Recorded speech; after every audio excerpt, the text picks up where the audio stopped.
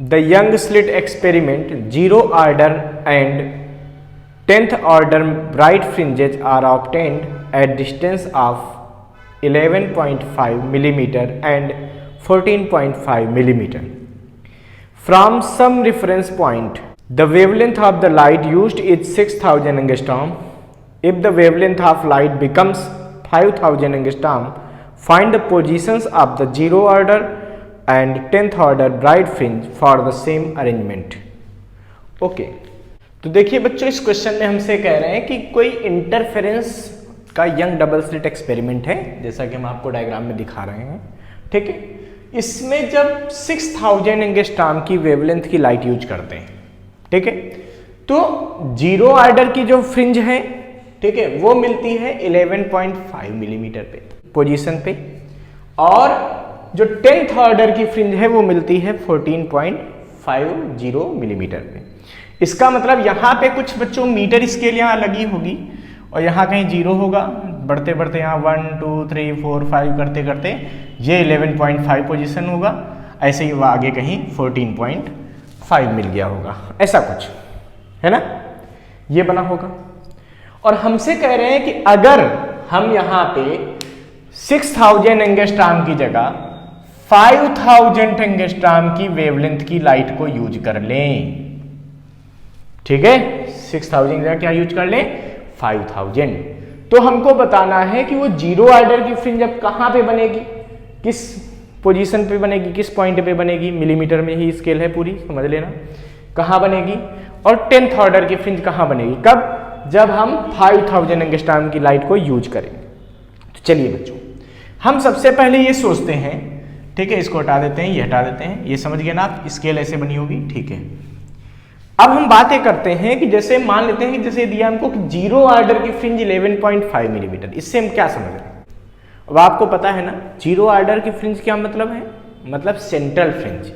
तो बच्चों central fringe तो ये जो सोर्स है इसके जस्ट सामने बनती है, ऐसे तो कुछ यंग डबल स्लिट एक्सपेरिमेंट होता है, यहाँ पे सोर्स ऑफ लाइट रखते हैं, यहाँ पे पहला एक छोटा सा होल करते हैं, यहाँ से लाइट को पास करवाते हैं, ये एज ए सोर्स काम करता है, फिर यहाँ पे दो सोर्स S1 और S2 लगाते हैं, एक मतलब पर्दा टांग के उसमें दो होल कर देते हैं छोटे छोटे, बिल्कुल कह सकते हो ना किसी पिन की टिप से, मतलब बहुत स्मॉल होल्स करते हैं, वेवलेंथ के ऑर्डर का जो होल है उसका साइज हो, और जब ये होल कर देते हैं तो यहाँ से जो लाइटें आती हैं वो यहाँ पे इंटरफेरेंस करती हैं।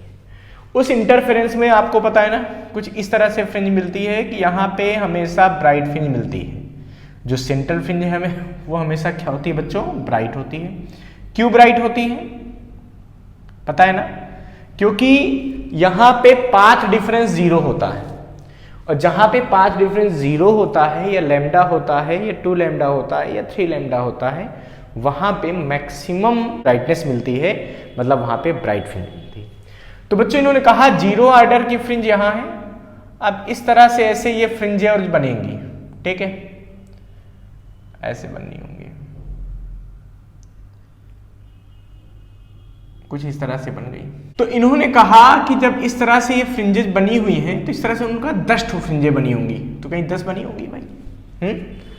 इन्होंने कहा जो ये वाली फ्रिंज है ये 11.5 मिलीमीटर पे है, ध्यान देना ये कहां पर है, 11.5 मिलीमीटर पे, और कह रहे जो 10th फ्रिंज है, ठीक है, 10th फ्रिंज देखो, तो यहां तक की अगर बात करते तो हम कहते ये एक फ्रिंज की चौड़ाई हो गई, एक फ्रिंज के सेंटर से दूसरे फ्रिंज की सेंटर की जो विड्थ होती थी उसको हम लोग बोलते थे फ्रिंज विड्थ, तो ये डिस्टेंस हो जाती है फ्रिंज विड्थ, मतलब बीटा, मतलब पहला सेंटर बोलते तो हम सोचते ये फ्रिंज विड्थ है यानी कि बीटा है।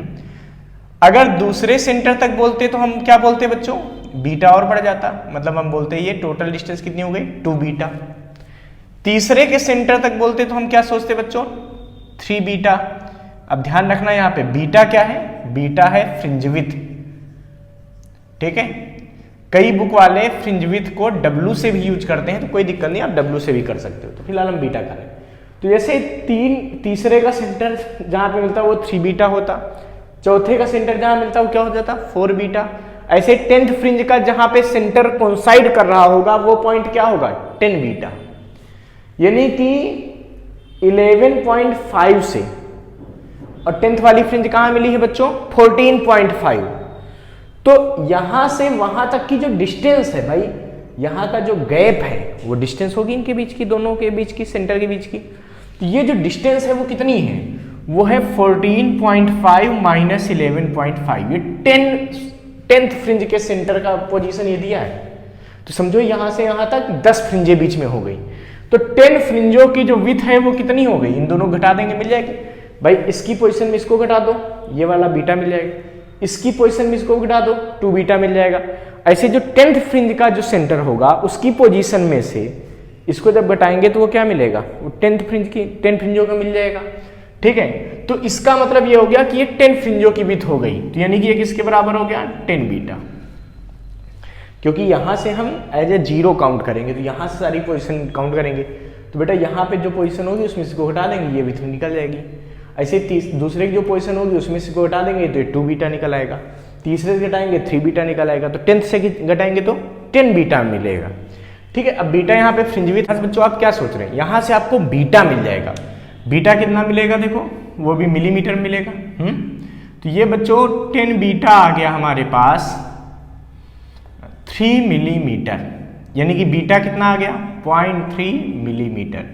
बीटा का मतलब फ्रिंज विड्थ, और फ्रिंज विड्थ का फार्मूला क्या होता है भाई, ये होता है डी लैम्डा अपान स्मॉल डी, जहां पर कैपिटल डी क्या होता है बच्चों, distance between source and screen.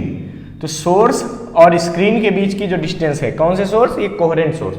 Coherent source और स्क्रीन के बीच की डिस्टेंस किससे लिखते हैं, कैपिटल डी से। स्मॉल डी क्या है बच्चों, small D is the distance between 2 coherent source, ये स्मॉल डी होता है। और लैम्डा क्या है, वेवलेंथ ऑफ लाइट। ठीक है, वो हमको दिया है 6000, ये लैम्डा 1 हो गया। यानी कि डी लैम्डा 1 अपान स्मॉल डी हमको मिल गया 0.3 मिलीमीटर। अच्छा ठीक है, अभी जरूरत पड़ेगी आगे तो सॉल्व कर लेंगे।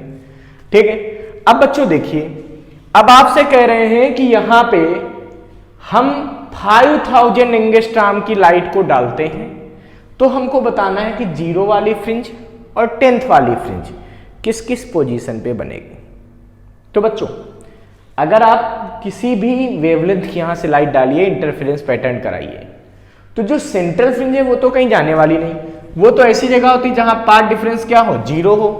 अब पाथ डिफरेंस देखो, जितना ये डिस्टेंस उतना ही ये डिफरेंस, तो पाथ डिफरेंस 0 तो उसी जगह मिलेगा, चाहे कोई भी वेवलेंथ हो, उससे कोई लेना देना नहीं है वेवलेंथ का। इसका मतलब जो 0 ऑर्डर की फ्रिंज है वो वही मिलेगी, चाहे आप 5000 एंगस्ट्रॉम की लाइट डालिए, चाहे 7000 डालिए, चाहे 8000 डालिए। समझ के, इसका मतलब जैसे उन्होंने कहा कि फॉर लैम्डा 2 5000 एंगस्ट्रॉम, ठीक है, पोजीशन ऑफ 0 ऑर्डर फ्रिंज कहां होगी, तो वो तो हमको आंसर में ऐसे मिल गया फ्रिंज। तो बच्चों ये 0 ऑर्डर की फ्रिंज तो हमको सीधे सीधे पता चल रही कि 11.5 मिलीमीटर पर होगी, वो कहीं भी शिफ्ट नहीं होगी। अब हमको सोचना है, कह रहे हैं कि 10th ऑर्डर की फ्रिंज कहां होगी। तो पहले हम ये निकाल दें कि 10 फ्रिंजों की विड्थ कितनी है, मतलब 10 बीटा इसके कंडीशन का निकल जाएगा। और जो ये 11.5 है उसमें 10 बीटा की वैल्यू जोड़ देंगे, वहां जो वैल्यू आएगी मिलीमीटर में वहां पे 10th फ्रिंज की पोजीशन पड़ जाएगी। यही तो होता है भाई, 11.5 में बीटा जोड़ दें, पहली फ्रिंज की जो है पोजीशन मिल जाएगी। 2 बीटा जोड़ दें तो दूसरी फ्रिंज की पोजीशन, 3 बीटा जोड़ दें तीसरे की, तो 10 बीटा जोड़ दे तो तीसरे की। लेकिन अब यहाँ बीटा नहीं, अब इस सिचुएशन वाली फ्रिंज विड्थ चलेगी। मान लेते हैं कि इस समय जो फ्रिंज विड्थ है वो बीटा डैश है, तो एक फ्रिंज की फ्रिंज विड्थ कैसे निकलेगी बताओ, ये निकलेगी डी लैम्डा 2 अपान स्मॉल डी, ये निकलेगा बीटा डैश।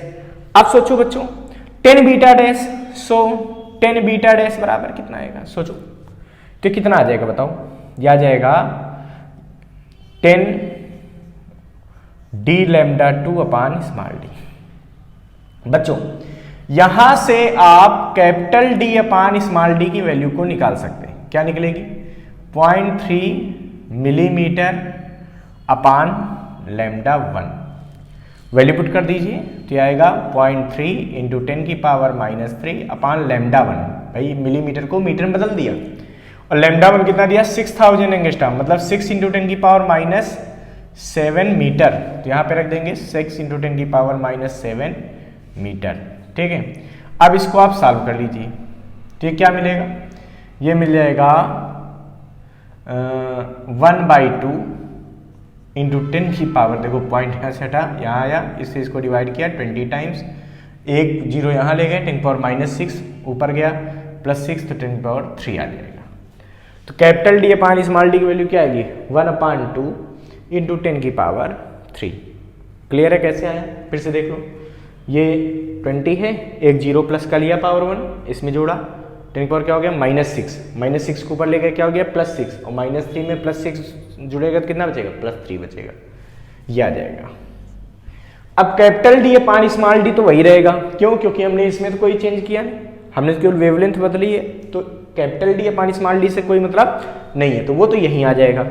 यानी कि यहाँ पे जब वैल्यू पुट कर देंगे तो बच्चों में क्या मिलेगा, सोचो, तो 10 बीटा डैश की वैल्यू आ जाएगी 10 और कैपिटल डी अपान स्मॉल डी ये क्या है 1/2 इंटू 10 की पावर 3 और लैम्डा 2 कितना है 5000 एंगस्ट्रॉम। अब एंगस्ट्रॉम को मीटर में बदल लो बच्चों, 10 की पावर माइनस कितना आ जाएगा 7, ये मीटर में कर रहे हैं अभी हम, ध्यान रखना, इसको मीटर में बदलोगे तो 5 इंटू 10 की पावर -7 मीटर। कैसे भाई, एंगस्ट्रॉम के लिए 10 पावर -10 लाओगे और 3 जीरो पावर प्लस में, तो -10 + 3 कितना हो जाएगा -7 बचेगा पावर में। ठीक है, यानी कि 10 बीटा डैश कितना आ जाएगा, सो 10 बीटा डैश की वैल्यू क्या आ जाएगी, ये आ जाएगी, यहाँ सॉल्व करोगे तो बचेगा 2.5 इंटू 10 की पावर -3। देखो यहाँ से 10 पावर 4 हुई भाई, +1 3 तो क्या हो गई 4 और -7 में घटी तो क्या बचा -3, ये बचा मीटर, या 10 बीटा डैश बराबर लिख सकते हैं 2.5 मिलीमीटर। अब सोचो मैंने क्या बोला कि जीरो ऑर्डर की फ्रिंज तो वही रहेगी, 10th ऑर्डर की कितनी होगी, तो 10 फ्रिंजों की विड्थ को जीरो ऑर्डर वाले में जोड़ देंगे, 10th ऑर्डर की पोजीशन निकल आएगी। तो यहां पर लिख देंगे क्या, position of 10th order fringe for lambda 2 wavelength. तो लैम्डा 2 के लिए क्या होगी बच्चों, तो 11.50 मिलीमीटर प्लस ये वाला आंसर मतलब 2.5 मिलीमीटर। सॉल्व कर लेंगे बच्चों, सॉल्व करेंगे तो कितना मिलेगा 14.00 millimetre. So the position of 10th order fringe will be 14 millimetre. ठीक है, तो 10th ऑर्डर की फ्रिंज कहाँ बनेगी 14 मिलीमीटर बनेगी। इसको फटाफट नोट कर लीजिए।